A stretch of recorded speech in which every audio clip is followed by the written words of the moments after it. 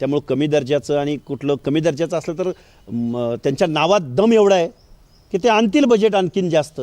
त्यामुळे मला खातं हे कमी आणि जास्त असं मी मानत नाही, कारण शेवटी जनतेची सेवा करायची. धनंजय मुंडेंच्या गुंडगिरीबद्दल ज्या पद्धतीनं आता विधानसभा गाजलेली आहे, जे प्रकरण सरपंचाचं झालं मसाजोगचं आणि त्याच्यावरनं जी त्यांची परत एकदा त्यांची अकालपट्टी करा अशा पद्धतीची मागणी यायला लागलेली आहे, कसं बघता तुम्ही, ही कितपत योग्य वाटते? हे बघा, मसाजोगचं प्रकरणाचं कुणीही समर्थन करणार नाही, परंतु जे शरद पवार, जे अजितदादा पवार ज्या मस्साजोगमध्ये जाऊन भेटतात, तसंच त्यांनी पुणे जिल्ह्यातल्या मुळशी तालुक्यात जाऊन भेटायला हवं होतं.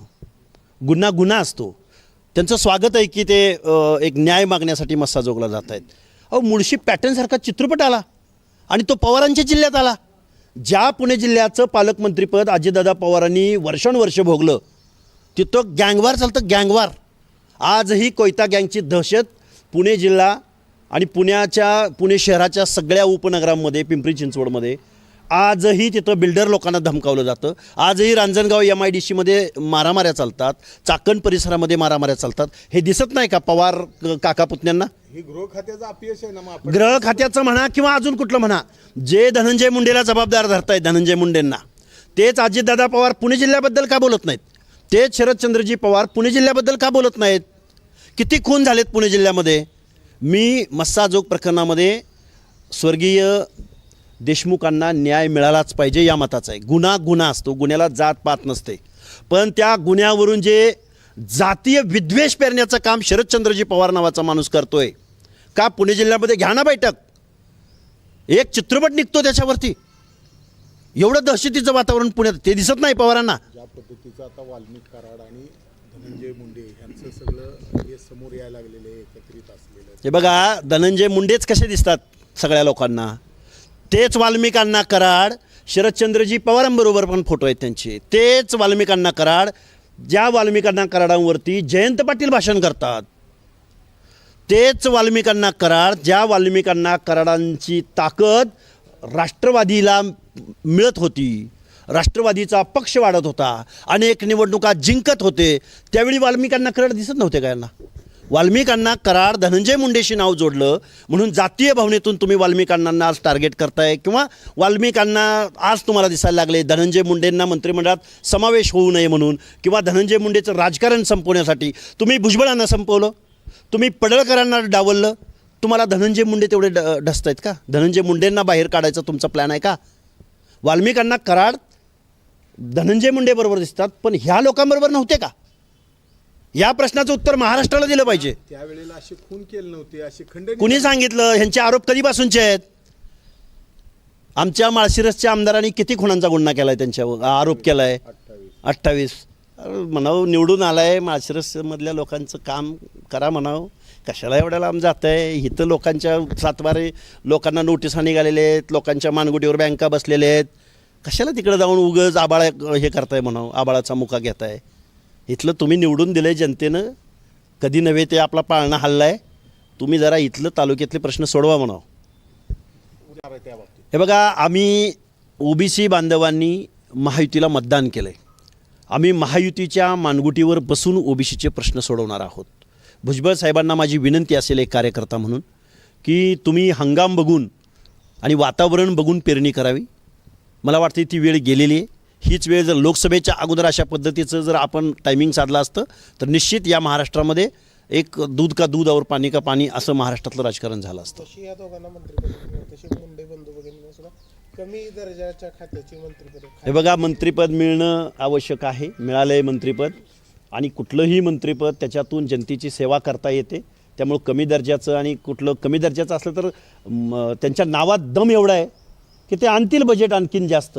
त्यामुळे मला खातं हे कमी आणि जास्त असं मी मानत नाही, कारण शेवटी जनतेची सेवा करायची. धनंजय मुंडेंच्या गुंडगिरीबद्दल ज्या पद्धतीनं आता विधानसभा गाजलेली आहे, जे प्रकरण सरपंचाचं झालं मसाजोगचं आणि त्याच्यावरनं जी त्यांची परत एकदा त्यांची अकालपट्टी करा अशा पद्धतीची मागणी यायला लागलेली आहे, कसं बघता तुम्ही, ही कितपत योग्य वाटते? हे बघा, मस्साजोगचं प्रकरणाचं कुणीही समर्थन करणार नाही, परंतु जे शरद पवार, जे अजितदादा पवार ज्या मस्साजोगमध्ये जाऊन भेटतात, तसंच त्यांनी पुणे जिल्ह्यातल्या मुळशी तालुक्यात जाऊन भेटायला हवं होतं.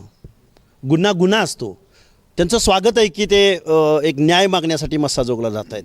मुळशी पॅटर्नसारखा चित्रपट आला आणि तो पवारांच्या जिल्ह्यात आला. ज्या पुणे जिल्ह्याचं पालकमंत्रीपद अजितदादा पवारांनी वर्षानुवर्ष भोगलं तिथं गँगवार चालतं, गँगवार. आजही कोयता गँगची दहशत पुणे जिल्हा आणि पुणे शहराच्या सगळ्या उपनगरांमध्ये, पिंपरी चिंचवडमध्ये आजही तिथं बिल्डर लोकांना धमकावलं जातं. आजही रांजणगाव MIDCमध्ये मारामाऱ्या चालतात, चाकण परिसरामध्ये मारामाऱ्या चालतात. हे दिसत नाही का पवार काका पुतण्यांना? हे गृह खात्याचं अपयश आहे ना. मग आपण गृह खात्याचं म्हणा किंवा अजून कुठलं म्हणा, जे धनंजय मुंडेला जबाबदार धरतायत, धनंजय मुंडेंना, तेच अजितदादा पवार पुणे जिल्ह्याबद्दल का बोलत नाहीत? तेच शरदचंद्रजी पवार पुणे जिल्ह्याबद्दल का बोलत नाहीत? किती खून झालेत पुणे जिल्ह्यामध्ये? मी मस्साजोग प्रकरणामध्ये स्वर्गीय देशमुखांना न्याय मिळालाच पाहिजे या मताचा आहे. गुन्हा असतो, गुन्ह्याला जात पात नसते. पण त्या गुन्ह्यावरून जे जातीय विद्वेष पेरण्याचं काम शरदचंद्रजी पवार नावाचा माणूस करतोय का? पुणे जिल्ह्यामध्ये घ्या ना बैठक, एक चित्रपट निघतो त्याच्यावरती. एवढं दहशतीचं वातावरण पुण्यात, ते दिसत नाही पवारांना. ज्या पद्धतीचं आता वाल्मिक कराड आणि धनंजय मुंडे यांचं सगळं हे समोर यायला लागलेलं आहे, एकत्रित असलेलं. हे बघा, धनंजय मुंडेच कसे दिसतात सगळ्या लोकांना, तेच वाल्मिकांना कराड, शरदचंद्रजी पवारांबरोबर पण फोटो आहेत त्यांचे. तेच वाल्मिकांना कराड, ज्या वाल्मिकांना कराडांवरती जयंत पाटील भाषण करतात. तेच वाल्मिकांना कराड, ज्या वाल्मिकांना कराडांची ताकद राष्ट्रवादीला मिळत होती, राष्ट्रवादीचा पक्ष वाढत होता, अनेक निवडणुका जिंकत होते, त्यावेळी वाल्मिकांना कराड दिसत नव्हते का यांना? वाल्मिकांना कराड धनंजय मुंडेशी नाव जोडलं म्हणून जातीय भावनेतून तुम्ही वाल्मिकांना आज टार्गेट करताय, किंवा वाल्मिकांना आज तुम्हाला दिसायला लागले धनंजय मुंडेंना मंत्रिमंडळात समावेश होऊ नये म्हणून, किंवा धनंजय मुंडेचं राजकारण संपवण्यासाठी तुम्ही भुजबळांना संपवलं, तुम्ही पडळकरांना डावललं. तुम्हाला धनंजय मुंडे तेवढे ढसत आहेत का? धनंजय मुंडेंना बाहेर काढायचा तुमचा प्लॅन आहे का? वाल्मिकांना कराड धनंजय मुंडे बरोबर दिसतात, पण ह्या लोकांबरोबर नव्हते का? या प्रश्नाचं उत्तर महाराष्ट्राला दिलं पाहिजे. त्यावेळेला असे खून केले नव्हते, असे खंडणी कुणी सांगितलं? ह्यांचे आरोप कधीपासूनचे आहेत? आमच्या माळशिरसच्या आमदारांनी किती खुनांचा गुन्हा केला आहे, त्यांच्यावर आरोप केला आहे? 28. म्हणावं निवडून आला आहे, माळशिरसमधल्या लोकांचं काम करा म्हणावं. कशाला एवढ्या लांब जात आहे? इथं लोकांच्या सातबारे लोकांना नोटिसा निघालेल्या आहेत, लोकांच्या मानगुटीवर बँका बसलेल्या आहेत. कशाला तिकडे जाऊन उगच आबाळा हे करताय म्हणावं, आबाळाचा मुका घेताय? इथलं तुम्ही निवडून दिलं आहे जनतेनं, कधी नव्हे ते आपला पाळणा हल्ला आहे. तुम्ही जरा इथलं तालुक्यातले प्रश्न सोडवा म्हणावं. हे बघा, आम्ही OBC बांधवांनी महायुतीला मतदान केलं आहे. आम्ही महायुतीच्या मानगुटीवर बसून OBCचे प्रश्न सोडवणार आहोत. भुजबळ साहेबांना माझी विनंती असेल एक कार्यकर्ता म्हणून, की तुम्ही हंगाम बघून आणि वातावरण बघून पेरणी करावी. मला वाटते ती वेळ गेलेली आहे. हीच वेळ जर लोकसभेच्या अगोदर अशा पद्धतीचं जर आपण टायमिंग साधलं असतं तर निश्चित या महाराष्ट्रामध्ये एक दूध का दूध और पाणी का पाणी असं महाराष्ट्रातलं राजकारण झालं असतं. तशी या दोघांना मंत्रिपद, तशी मुंडे बंधू वगैरे सुद्धा कमी दर्जाच्या खात्याची मंत्रिपद. हे बघा, मंत्रिपद मिळणं आवश्यक आहे, मिळालं आहे मंत्रिपद, आणि कुठलंही मंत्रिपद त्याच्यातून जनतेची सेवा करता येते. त्यामुळं कमी दर्जाचं आणि कुठलं कमी दर्जाचं असलं तर त्यांच्या नावात दम एवढा आहे की ते आणतील बजेट आणखीन जास्त. त्यामुळे मला खातं हे कमी आणि जास्त असं मी मानत नाही, कारण शेवटी जनतेची सेवा करायची. धनंजय मुंडेंच्या गुंडगिरीबद्दल ज्या पद्धतीनं आता विधानसभा गाजलेली आहे, जे प्रकरण सरपंचाचं झालं मसाजोगचं, आणि त्याच्यावरनं जी त्यांची परत एकदा त्यांची हकालपट्टी करा अशा पद्धतीची मागणी यायला लागलेली आहे. कसं बघता तुम्ही, ही कितपत योग्य वाटते? हे बघा, मस्साजोगचं प्रकरणाचं कुणीही समर्थन करणार नाही, परंतु जे शरद पवार, जे अजितदादा पवार ज्या मस्साजोगमध्ये जाऊन भेटतात, तसंच त्यांनी पुणे जिल्ह्यातल्या मुळशी तालुक्यात जाऊन भेटायला हवं होतं. गुन्हा असतो. त्यांचं स्वागत आहे की ते एक न्याय मागण्यासाठी मस्साजोगला जात आहेत. मुळशी पॅटर्नसारखा चित्रपट आला आणि तो पवारांच्या जिल्ह्यात आला. ज्या पुणे जिल्ह्याचं पालकमंत्रीपद अजितदादा पवारांनी वर्षानुवर्ष भोगलं तिथं गँगवार चालतं, गँगवार.